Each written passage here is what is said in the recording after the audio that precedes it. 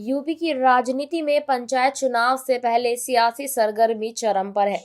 चर्चा इस बात की है कि क्या बीजेपी के वरिष्ठ नेता बृजभूषण शरण सिंह समाजवादी पार्टी का दामन थाम सकते हैं क्या यह सिर्फ अफवाह है या फिर पर्दे के पीछे कोई बड़ी राजनीतिक रणनीति तैयार हो रही है। दरअसल पंचायत चुनाव की 2027 विधानसभा चुनाव का सेमीफाइनल माना जा रहा है।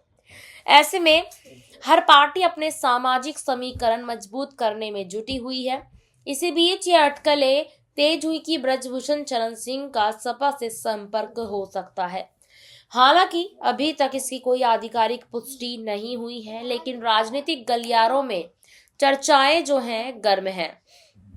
बृजभूषण शरण सिंह लंबे समय से पूर्वांचल की राजनीति में प्रभावशाली चेहरा रहे हैं। उनका अपना मजबूत समर्थक वर्ग है, खासकर ग्रामीण और कुश्ती संघ से जुड़े वर्गों में। अगर ऐसा कोई सियासी बदलाव होता है तो इसका असर सीधे पंचायत चुनाव पर पड़ सकता है।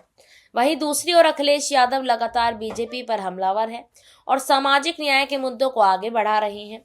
सपा इस बार पंचायत चुनाव में आक्रामक रणनीति के साथ उतरने की तैयारी में है। ऐसे में किसी बड़े चेहरे की एंट्री पार्टी के लिए गेम चेंजर साबित हो सकती है। राजनीतिक विश्लेषकों का मानना है कि पंचायत चुनाव भले ही स्थानीय स्तर का हो, लेकिन इसके परिणाम राज्य की बड़ी राजनीति को दिशा देते हैं। अगर बृजभूषण जैसा प्रभावशाली नेता सपा में आता है तो ग्रामीण इलाकों में पार्टी की पकड़ मजबूत हो सकती है। लेकिन सवाल ये भी है, क्या वैचारिक मतभेद इतनी आसानी से खत्म हो सकते हैं?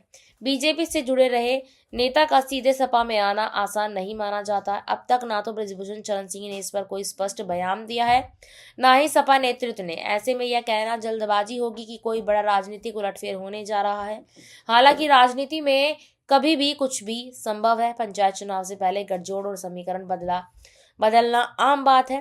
फिलहाल ये चर्चा राजनीतिक अटकलों पर सीमित है, लेकिन अगर आने वाले दिनों में कोई औपचारिक घोषणा होती है तो पूरे यूपी की राजनीति में बड़ा भूचाल आ जाएगा।